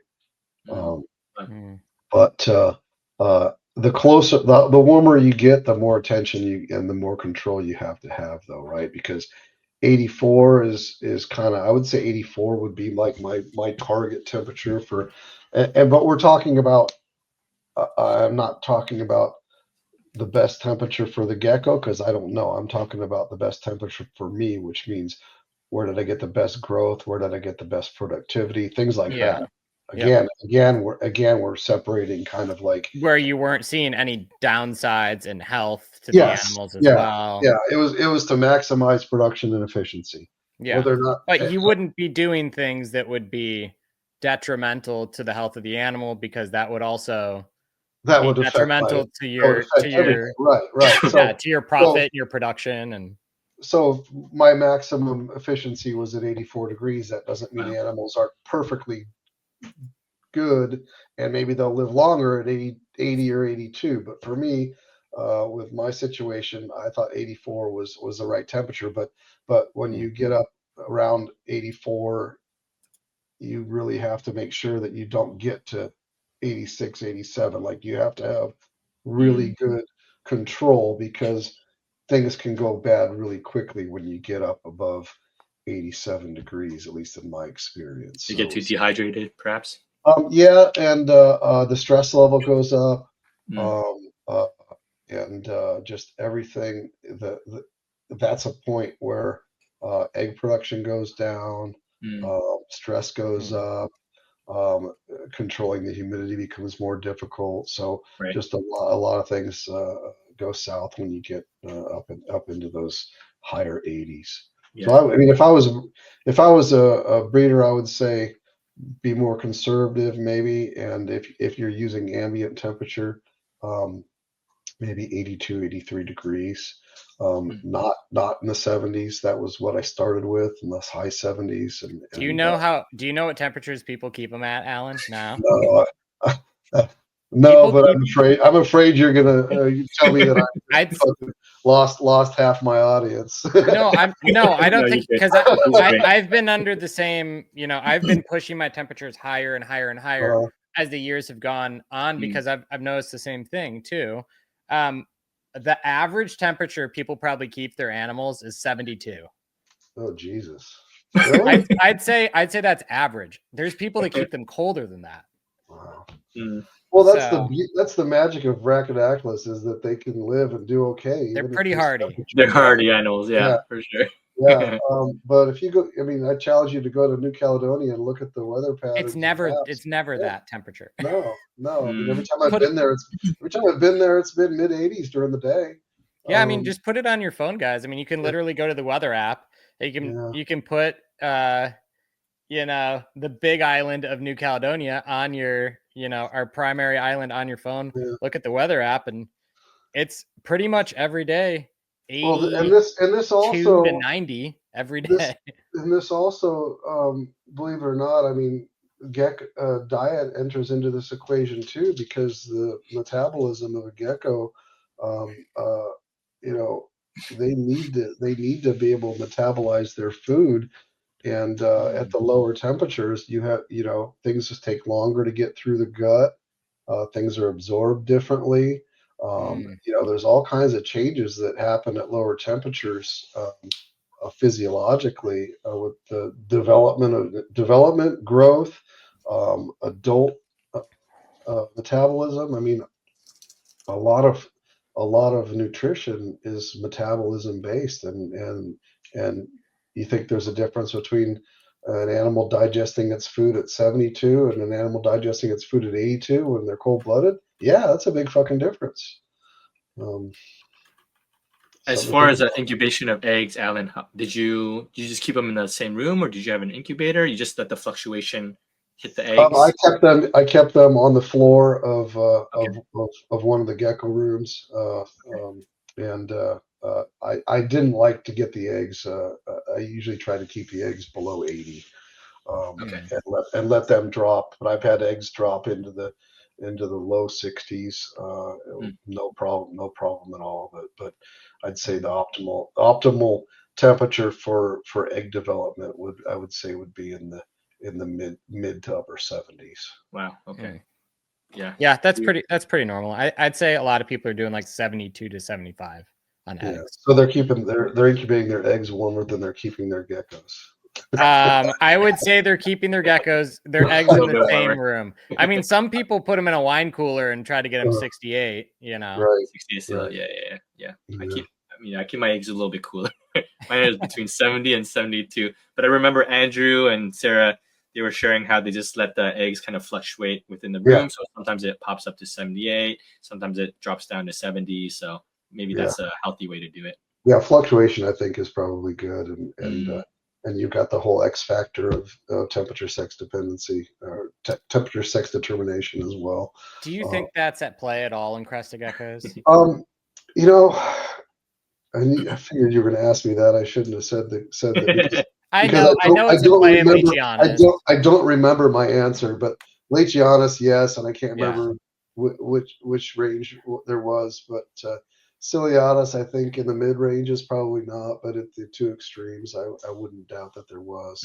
I honestly don't remember. I spent time on it, but I can't remember what the answer was that I came up with myself. Answer's unclear. Because obviously within the crested gecko market, females are more desirable than males due to kind of the harem breeding or one male to multiple females.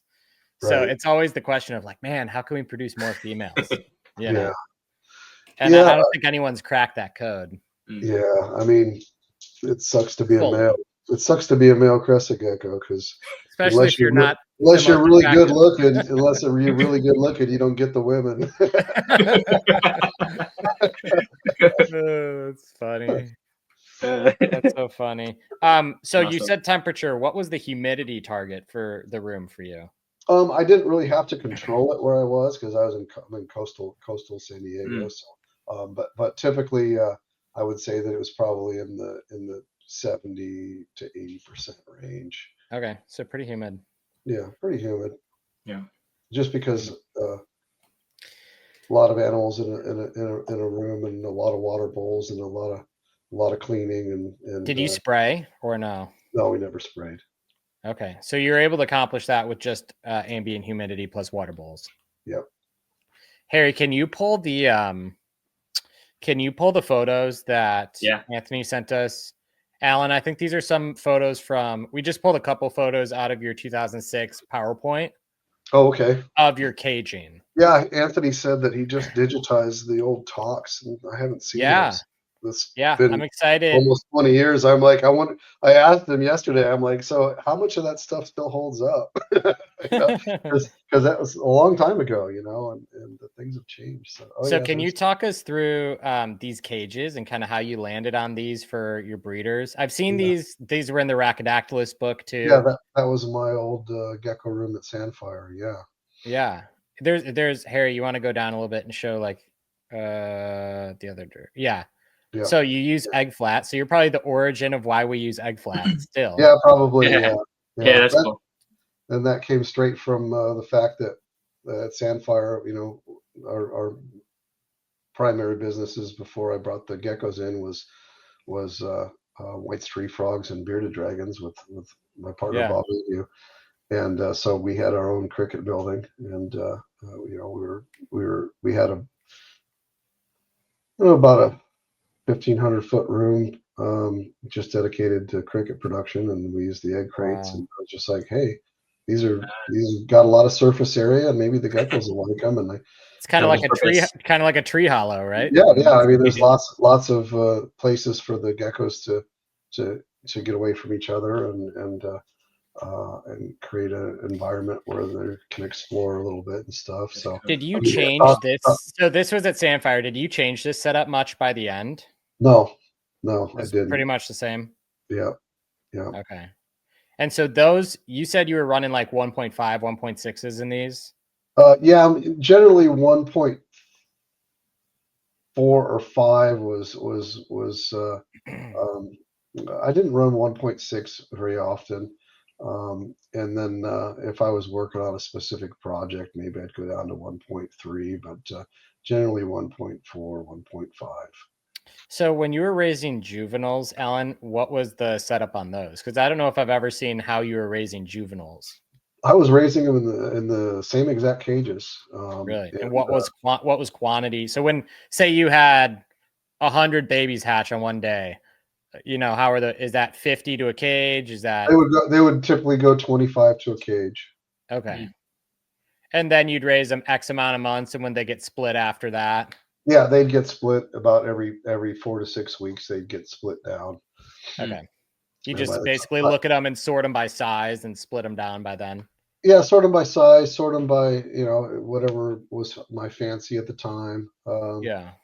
Separate out, or we would, when stuff became sexable, we would start surplusing the males, and get the ratio down to something that would work out good for us. And so I would separate males. I would just basically, I had certain things that I liked, and it was kind of like with Petco, we were selling baby geckos. So for me to surplus my males out to Petco, I had to move them out when they were still, fairly small. But I would typically just send them out in Petco shipments, or if somebody was looking for something particular, I would sell them groups of males that were, it's like, oh, I'm looking for animals that have red or whatever. Then I'd just pick out, 25 animals that I thought were kind of what they were looking for, and surplus them out, and then they'd pick out their favorite male or whatever. And surplus the rest. So yeah. So a question that we had, Alan, this picture triggered it, but from one of our audience members asked us what your experience in hybridization was, as far as, did you ever do any of it? Did you do any hybridizing between Crested and Chihuahua or Sarasinorum? And then also, do you think that was taking place in the wild often, if ever? I would doubt that it was taking place in the wild, because the different species kind of had their own niches. I mean, there was definitely overlap, but the behavior is different enough, and I wouldn't assume that it would be happening anywhere in the wild. For me, I never tried to do it. The only hybrids that I ever produced were produced by mistake, and that was Sarasinorum and Ciliatus, or whatever.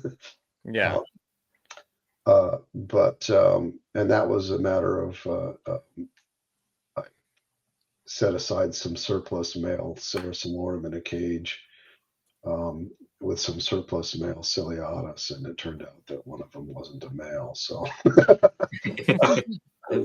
eggs were laid, and I didn't even realize it didn't happen. But no, I never set up, male. It was never a goal for you. Yeah, it was never something that I thought it was interesting, and some of the early, I think the earliest hybrids that I saw that were intentional were Chihuahua Ciliatus hybrids. Yeah, they were definitely very interesting, but I didn't see any desire to do it myself. Yeah, interesting. I wanted to ask, and I know this could be like, you could dive deep into this, but just a quick question for you. What was the most challenging aspect of doing the initial exporting from NewCal? I didn't do it. Okay. Philippe did all the work. Did you hear from Philippe as far as kind of like interaction with the government or? Philippe was in the right place at the right time, and Philippe spoke French. And New Caledonia is a French colony, so he was able to communicate and develop a relationship with the government officials there because of his French, and I didn't really ask him too much about it, but he was able to get permission to go do it, and I think they were. I guess it would be an assumption, but for me at the time, I think New Caledonia was kind of like this lost place, and there was not much attention paid to them and what was living there and doing there, and I think they probably enjoyed the attention of someone being interested in their fauna. And that was at a time where the government was open to it, and he was able to get in and he collected animals for himself, and he collected animals for New Caledonia, which they put on display in a couple of their zoos and institutions, and provided animals for whatever research they wanted to do, and so it was a beneficial relationship for both. And then within a couple of years, the government changed, and the people, and they were no longer open and interested in export, and things became really difficult. But luckily, Philippe had done, I don't know how many exports he actually did. I think it was only 2 or 3 probably. Okay. And so was able to bring over some good founding stock from all of the outer islands on the Lake Giannis and stuff. And yeah, I think as a hobbyist, and you and I and everybody should be indebted to Philippe for pulling it off. Amazing. And making it happen, because like trying to go do that again today is, with all of the new things happening in the world, and it just, man, I look around and I sit back and I look at the hobby. It's like, okay, we had, with lizards at least, because I don't really look at anything that doesn't have a leg. Sorry to you snake people. my vision of the hobby, just I admit that I have blinders on. I like snakes and stuff, but I kept a few snakes, but I never really focused on them. So for me, when I talk about the hobby, I'm talking about things with legs. And we look at, like, what animals have really been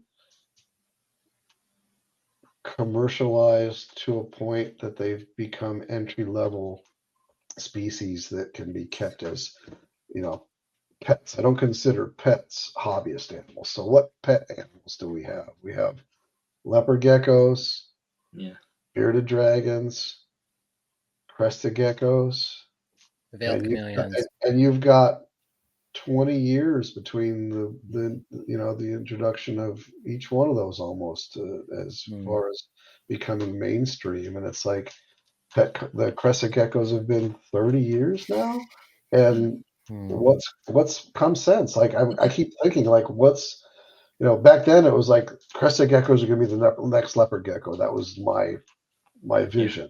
But now I'm like, what's the next crested gecko? Like, where is it? Why isn't it here yet? And I look around and I'm like, does it exist? I don't know. That'd be interesting.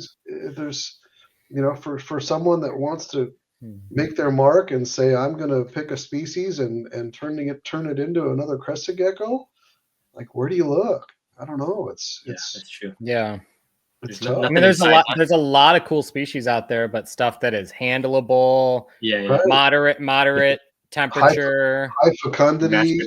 It's like just checking. Checking if you got 5 boxes that crested geckos have checked. You can't find something that checks more than 3. Yeah, checking 4. Checking 4 still doesn't get you another one. It's like, yeah. That's interesting. I mean, I thought I could do it with auriculatus, but they just they've fucking fought me tooth and nail the whole way. And I just, and you know, I finally said, "Yep, it's not gonna. They're not gonna do it." The box that they check that other things don't is you pick them up and they instantly just piss all over you. So they still do that. Nope. You know, you can breed that out of them. You know. Hey, Alan, why didn't you do it? Why are they still pissing all over us? I don't know. Well, okay, so pick up 25 gargoyles, and whichever ones don't do that. Pick the one that doesn't piss on you. Set it aside. Do it again. I'm telling you, man. 10 generations, you can do it. You can do a lot. Cool. In 25 years, I'll have a dog that doesn't piss on me. That'll be great. Yeah, but that's the thing. I mean, I had that long-term vision 30 years ago. I had that vision, and I knew it was going to take 10 or 20 years. But that's really hard to. It's really hard to put a 20-year vision into somebody that can't watch a TikTok video that lasts more than 10 seconds. Right? And that's absolutely true. We have a lot less patience than I don't know what's going to happen, man. But it was between you, Philippe, and you. It was like a perfect combo where he brought it over and you just commercialized it and made it a viable hobby. They wouldn't have been here without. They wouldn't have been. You know, I wouldn't have had them without him, and I don't know if I could say. And we wouldn't have had them without you. I don't know about that. They might have found their way to the top, but I definitely put it on a fast track, I would say. Amazing. And just got lucky. Yeah.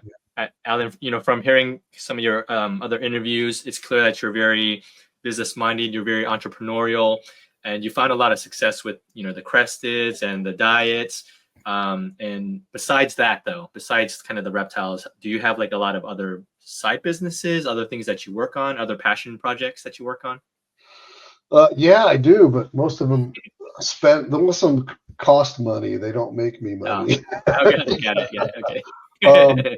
I mean, my two passions outside of reptiles are, I guess, Brazilian Jiu-Jitsu would be one. I've been doing Jiu-Jitsu for more than 20 years, and then off-road racing. I've been racing I've been racing in the desert since 1986. And I'm still doing that. Wow. I've always tried to find ways to make money and doing things I love. So I've had some ideas for some automotive related businesses. I also just enjoy restoring cars. Like if you looked in my garage, I have my daughter is 12, and so when she was 10, we started building her first truck. And so we're almost 3 years into it, and she has a 1962 Ford unibody pickup truck that I've taken off of its frame and chassis, and I bought an auction 2015 Jeep 4-door JK. Took the body off the Jeep, and now we're putting the 62 Ford on top of the Jeep chassis, with a Ford engine and a Chevy transmission and a Dodge transfer case. You got when are you gonna put some Toyota stuff in it? Yeah. Honda. Toyotas and Hondas, they go in front of the wheels for traction. Yeah. That's funny. Oh, that's amazing. That's cool. Yeah. I enjoy working on cars. Like if I could, you know, make it a business. I like being creative, and like with the geckos, it was awesome because I could literally create morphs, pinstripes, different things that were back in the infancy, and I can take an old truck or a car and I can make it mine and build it the way I want to, and the creativity in the process is what I enjoy. And that's another thing too. It's like looking at, like,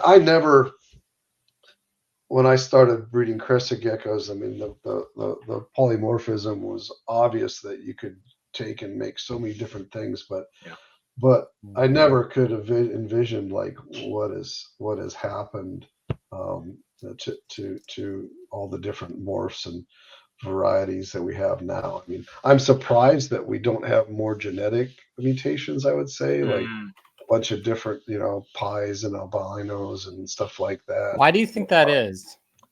I don't know, you know. I mean, maybe it just didn't come in the gene pool that we started with, or what? Because I mean, surely enough have been produced. The other thing too is that just they're so different that maybe that just whoever had it wasn't a dedicated hobbyist and they didn't realize what they had. I mean, you got to look at like all the stuff that I was shipping out. I mean, there were so many genetic things that I shipped out that I just show this animal, Harry. You know? What the heck is this thing, Alan? What's going on here? That was actually where did you send that one? I can't remember. I don't think I produced that. I think that's this one. I think that might have been produced by Nick. I think that might have been.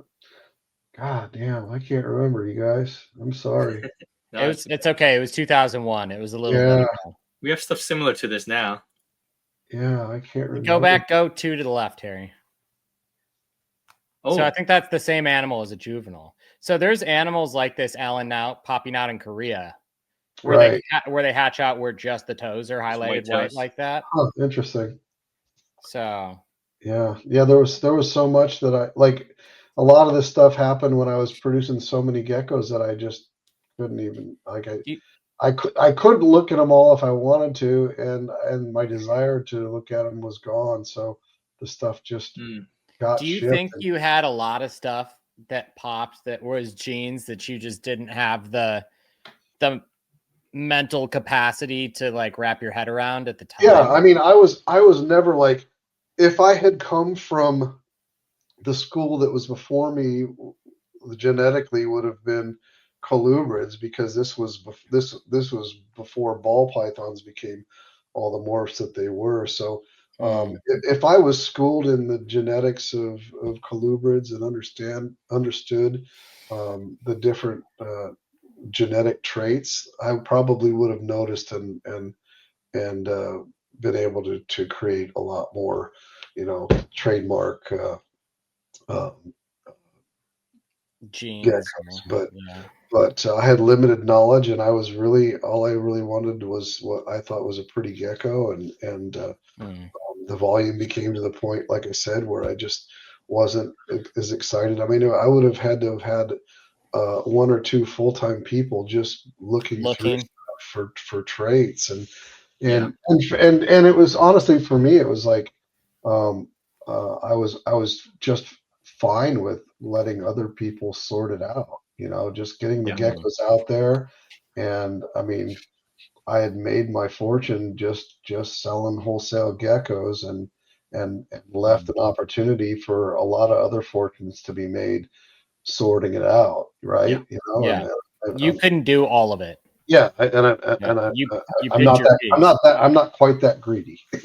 Yeah, you picked your piece that you wanted to cut off. You got the biggest piece. You're good. Yeah, and I knew that I was selling quite a few hundred lots to different people, like we talked about, and I'm like, well, if I knew if I really sat down and analyzed everything I was selling in these 100 lots, and then these guys that are buying 100 lots wouldn't be buying 100 lots because they wouldn't be getting the stuff they were looking for, So so it was like, well, just give it all to them and let them find, that golden egg, and let them take it, and everything that they do is gonna grow the hobby and create more interest in geckos at the end of the day, and that sells me. And then at the end, it was sell more food.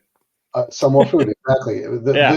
There came a point where this light bulb went off in my head, and I said, sell a gecko, I make $25, but sell a gecko and they buy a $10 jar of food every 3 months for the next 20 years if they take care of it right. And so my focus went to like, God, let's focus on the food. It's going well for me. And empowering people to make more geckos. Get rid of this giant monster of a lizard farm that I've created, and hopefully circle back in a few years and find the passion again for something else. Which it took me about 2 or 3 years, and then I started working with Agurnia skinks, and learning about them and breeding them and collecting them and stuff. And I did that for quite a while, and then I started having some allergy issues, and I had to get rid of the skinks.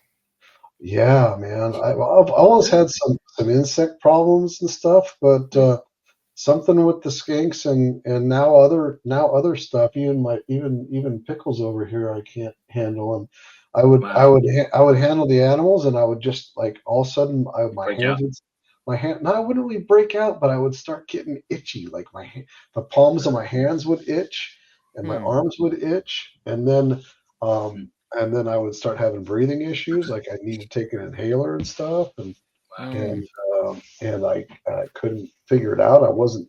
I was feeding some insects at the time still, so I stopped even having insects, and I was just feeding the Egernia on my Blue Buffet and my Beardy Buffet, and it's still every time I'd go in and handle the animals, I would have the same reaction. And I'm just like, fuck, I can't do this. And it was difficult. So now I've got Pickles, who we adopted, and we have some Burmese mountain tortoises, and we have a couple of pet Egernia that my daughter takes care of, and if I want to get my fill of Rhacodactylus, I can just go over to Philippe's house. And does he still have quite a bit, Alan? Oh yeah, he's got some really. He still has stuff that he collected wild in 1994. Is he still selling quite a bit? I bought a Leachianus from him about 2 years ago. Yeah, I think he sells not by any means a lot, but he still has some really nice stuff to offer. He does sell stuff. Yeah, sure. Yeah. He's been focused a lot on. His second passion is plants as well. And I went through I'm actually a plant guy too. I didn't bring that up because I haven't been doing much with that recently. But I actually owned a tissue culture lab and was cloning. Oh wow! Oh really? Yeah. I built a like state of the art tissue culture lab, and my partner and I were hybridizing and breeding aloes and agaves, and that was a lot of fun too. Because again, it's a way to be creative and stuff, and so I have there's a lot of aloes that and agave out there that I've named as well. So it's that's really cool. That's amazing. But then I had my lab flooded, and was completely destroyed in a big flood, and I didn't have the heart or the energy to rebuild it. So that was right before my daughter was born. So that was about 12 years ago. Yeah. Going to, and we won't hold you too long, Alan. But I'm good. You're just chilling. Is there going to be a Repashy resurgence? Are you guys going to come up with new flavors? Like, are you just kind of holding and maintaining, or what's the state of? I think I mentioned it in the last podcast I did. I've got another gecko diet that I should have done by now, but it'll be out soon. But I think we've got a pretty good variety. Have you said what the new one is yet? Have you said the name of it? Vanilla Ice. Okay. Oh, Vanilla Ice. It's mainly for humans to smell, right? But it actually uses real vanilla and wow. Okay. Geckos. And they've had good success eating it. The geckos like it, huh? Absolutely, yeah. Wow. So I don't know why it's not done yet. It's been almost a year since I formulated it, but the whole COVID roller coaster thing just changed everything about my business and the hobby and everything in general. And it was this like during COVID we had this boom, and it was like gotta keep up, gotta forecast. Like took me jars that would come in 60 days. All of a sudden I sent a new PO in and they told me 14 months and stuff. So that I'm having to order, instead of a 6-month supply, I'm ordering 2 years worth of stuff. And so we're just trying to keep up. And then COVID ends and everything crashes. And I've got all these raw materials that are still in the pipeline coming to me as business is dropping off. And so then we ended up with just all of our warehouses full of packaging and raw materials and stuff, and it took 2 years for that to all settle out back to normal. Only thing that hasn't gone back to normal is the cost of raw materials and stuff. But so I've been just kind of like for the last 3 or 4 years kind of just chasing and recovering, and from there and getting back to a good baseline where I can think normally and run the company normally again. So yeah, I got you. Yeah, I know you lost a little bit of a passion for cresteds and breeding, but if you were to do it again, and a lot of times we have a lot of new breeders that kind of come and watch the show. I see stuff now, and I'm like, oh man, maybe I should call him. It's like I'm like I can't just do have a couple of something. As soon as I look at something, you go. I look at like the next 10 years of what it will be. It's like if you ever want to get back on the horse, let us know. I know. We could partner. We'll partner with you. There's a lot of really cool stuff. I got pretty excited with the lily whites when we started producing those. I was like, oh wow, those are neat, And then there's some good stuff out there. And I was like, well, what happens when that white becomes the majority of the gecko? Then it's just a single colored gecko again. So somewhere in the middle is probably the best visual manifestation of that trait, and then I see the darker stuff. Look at that, and then the what do you call the melanistic stuff now, or the the super cappuccinos, chocolate cappuccino mocha latte things, or whatever. Fraps, sables. Yeah. I mean, I understanding they have interesting genetics, but most of those geckos don't really appeal to me very much. But so what do you go back to that last one? What do you call that? That, like, to me, that would have been like an extreme. No, the pinstripe. Oh, pinstripe. That's an xanthic lily white. Okay. Oh, that's lily white, really? Wow. Yeah. Lily white does all this cool stuff to these. So so that animal has both xanthic and lily, and xanthic does squash pattern quite a bit. So it does reduce the lily white's pattern, which almost makes it a little bit more pleasing, where it gives you more of a canvas. When it becomes too much, then you lose. Same with that gecko. That's an xanthic lily white as well. Yeah.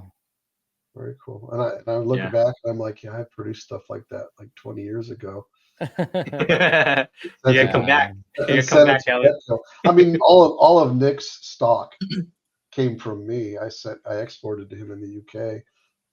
So somewhere in my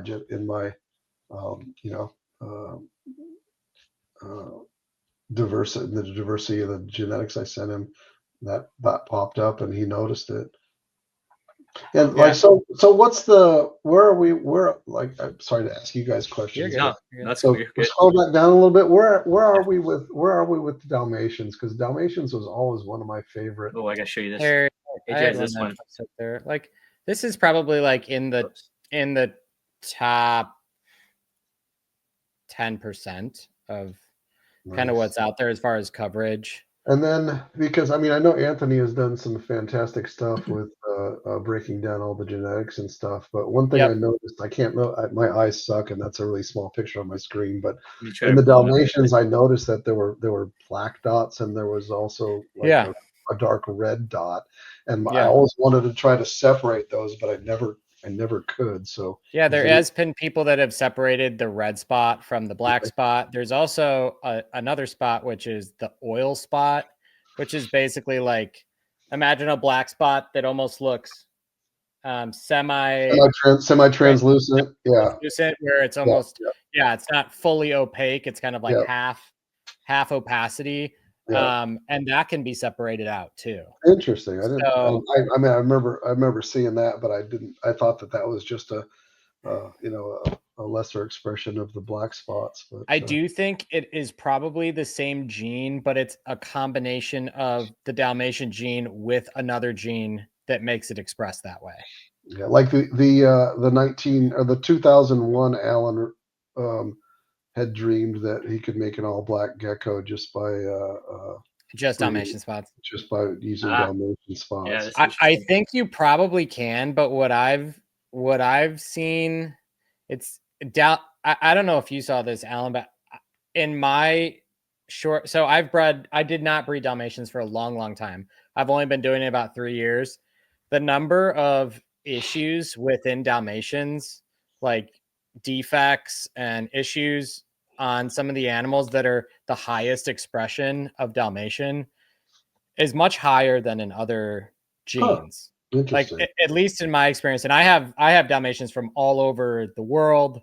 I tried to get as much of a diverse collection of them when I started, but I don't know what it is. I think that they are already pretty inbred as it is now. Mm-hmm.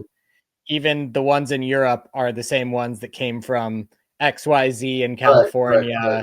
Right. And they got moved around, but with the Dalmatians, as I recall, I didn't have like, I had a whole bunch of geckos that had little white marks on them that could have been made into pinstripes and stuff. But as I recall, I only had one gecko that ever had spots, the Dalmatians on it that I worked with. Really?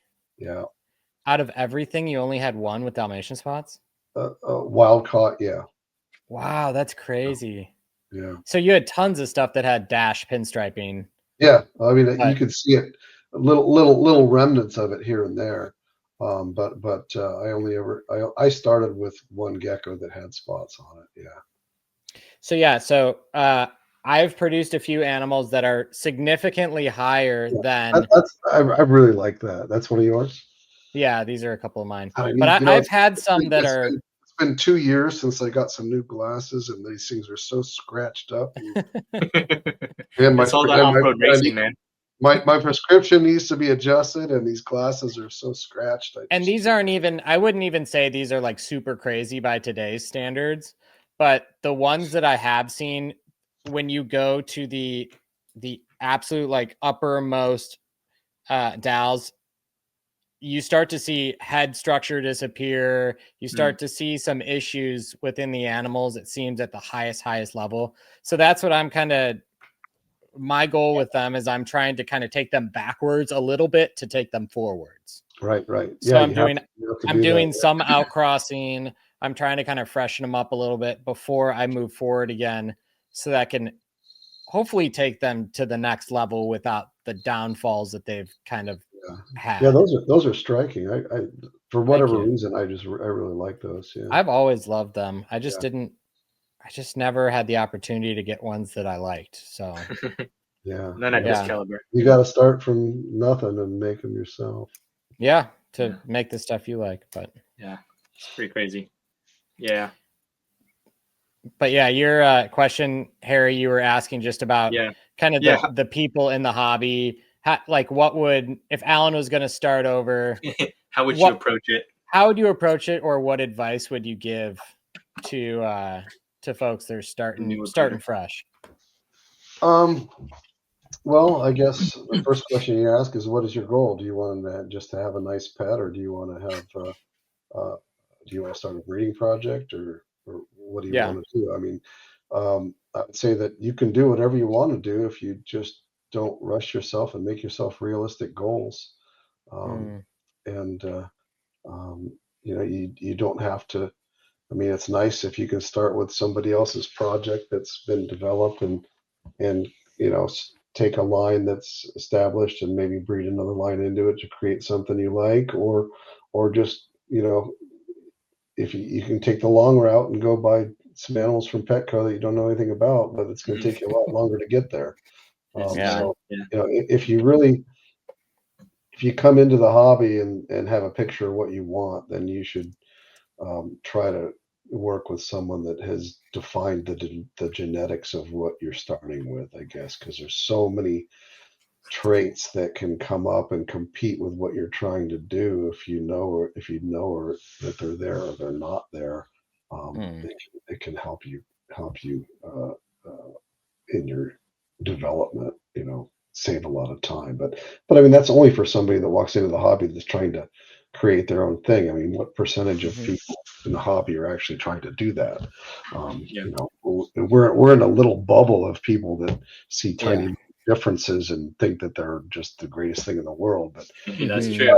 90%. The people that watch this, they want exactly to do right. Yeah. So if the people that watch this ask that question, that's the answer that I would give. I guess it's like,